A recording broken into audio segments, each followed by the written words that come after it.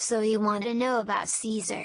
As covered previously, this part will focus on Caesar from the year 60 BCE until the end of the Gallic campaigns. Now let's get started. 60 BCE is best known for the year that the first triumvirate arose. The triumvirate or rule of the men was a political union of Julius Caesar, Marcus Crassus, and Pompeius Magnus, or Pompey the Great.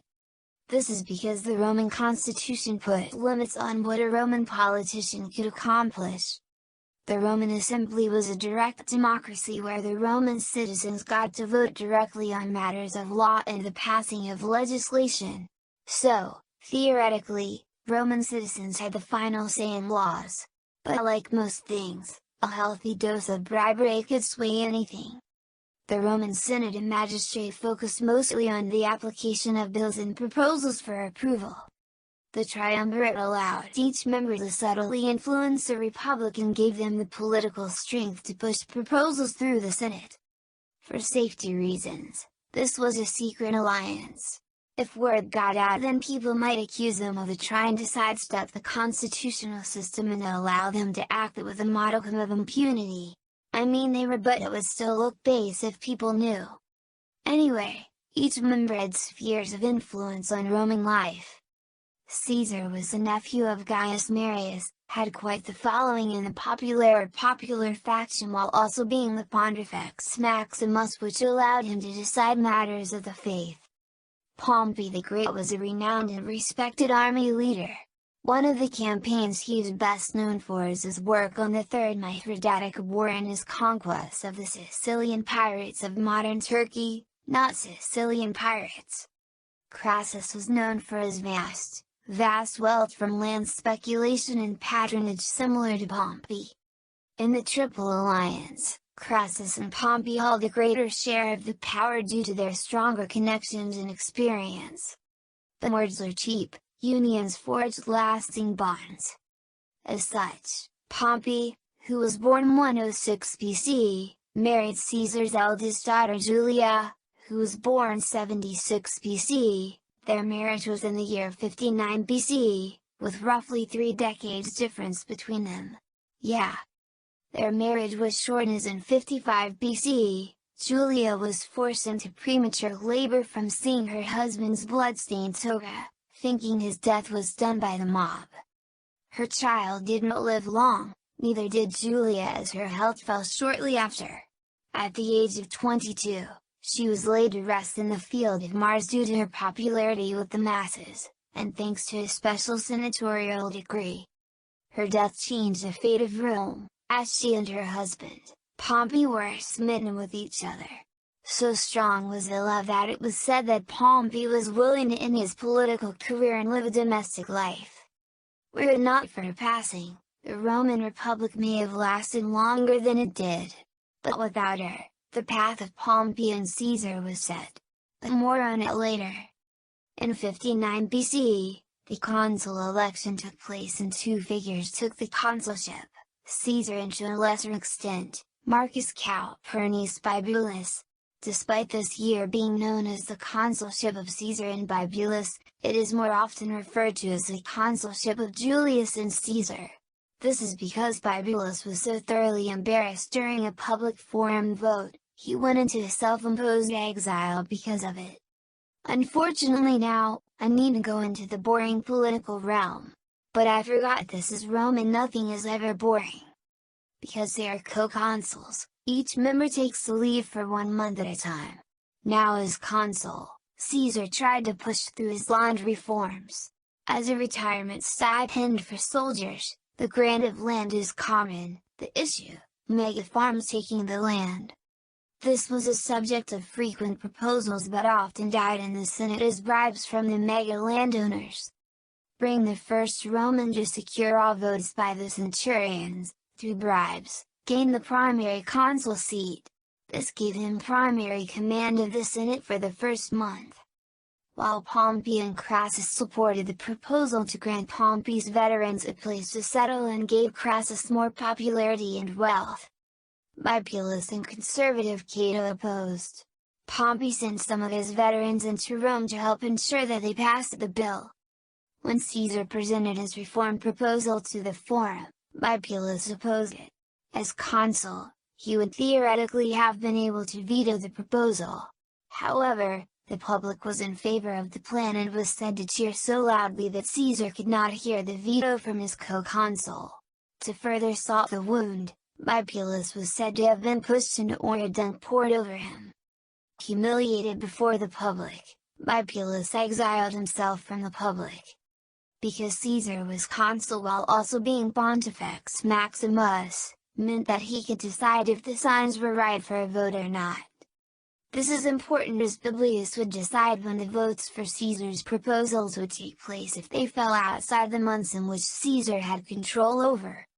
Because he didn't like Caesar, he would plan the votes on days that were considered bad omens, when it would be wrong to hold the votes.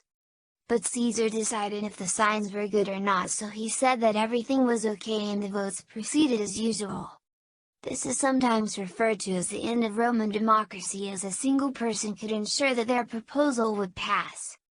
After his consul ended in 58 BCE, Caesar took command of a few legions and set out to Transalpine Gaul. This refers to the land beyond the Alpine Mountains, modern-day France, Switzerland, and the Low Countries. The Gallic War lasted 8 years and saw the borders of Rome creep northward at a fast rate. The success of Caesar's forces can be largely attributed to the fact that the Roman army was a unified military force and the Gallic tribes were often divided due to internal conflicts and grudges against neighboring tribes. Numerous tribes sided with the foreign Romans against their neighbors if it meant that they were defeated. A strategy that would be put to good use by the Romans. If enough would all cover the complete Gallic War at a later time. To keep it simple, I'll focus on the basics of the major battles. In 58 BCE, Caesar had command of 6 legions, which was roughly 24,000 to 30,000 legionaries with auxiliary cavalry provided by Gauls in exchange for what was basically self-rule. The war started because the Helvetii tribes got too close to lands ruled by Roman-aligned tribes. Caesar dicked them around for several days. The Helvetii was a tribe or tribal confederation that inhabited the Swiss highlands. Caesar definitely didn't start the quote-unquote defensive campaign as a way to earn money to pay off his substantial debt. This was done by selling off much of their possessions and selling them into slavery. The war was brutal, but provided Caesar with enough wealth to fund further campaigns in Gaul.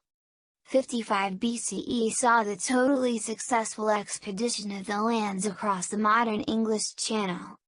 A total success, as there's no way that a small tribe led by the Caetuvulani kings Caratacus and his brother Togotumnus kicked the Romans' ass so bad that they had to run all the way to Gaul. But they did. It's almost like local people have more knowledge about the local area and have the home field advantage. So when the Romans landed in Kent with 2 legions, they had their asses served on a silver platter by the Britons. Caesar would return a year later, with 5 legions, and defeated the military leader Cassivellaunus. He was replaced with Mandubracius of Trinovans and was placed in command of the Roman tributary for southern Britain. The thing about Britain is that the Romans had next to no prior knowledge about them or their lands before Caesar's campaigns there. The commonly held belief by the Greeks was that the northernmost lands referred to Hyperborea because it was beyond their god, Borea the North god's domain, that domain being the known world. So if the Greeks believed something, then the Romans would believe it, but better. Obviously the northern land is the home of giants that lived to be 1,000 years old and not a barren wasteland of ice and sadness. Being the first Roman to cross the English Channel, Caesar led 2 legions of soldiers and met the pre-Anglo-Saxon Britons. Surprisingly, they didn't like people coming to their land and claiming that they own it. Having greater numbers, Caesar had his high-standing sent home.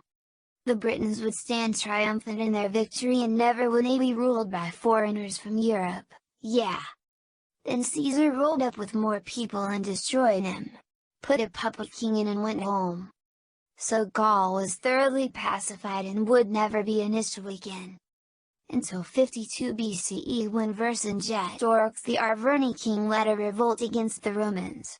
They were determined to hold their position as Avricum. Their last stronghold was razed to the ground, along with its 40,000 inhabitants, by Rome.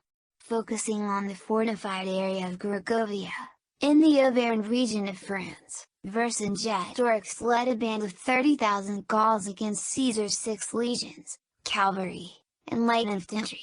His forces numbering 15 to 30,000 Romans and 5 to 15,000, mostly Aedui, tribesmen.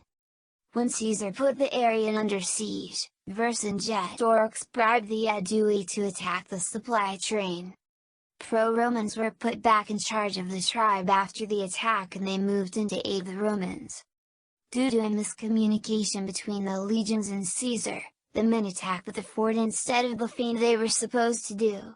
On top of that, the Aedui arrived to aid the Roman. They were confused for an enemy force and were attacked.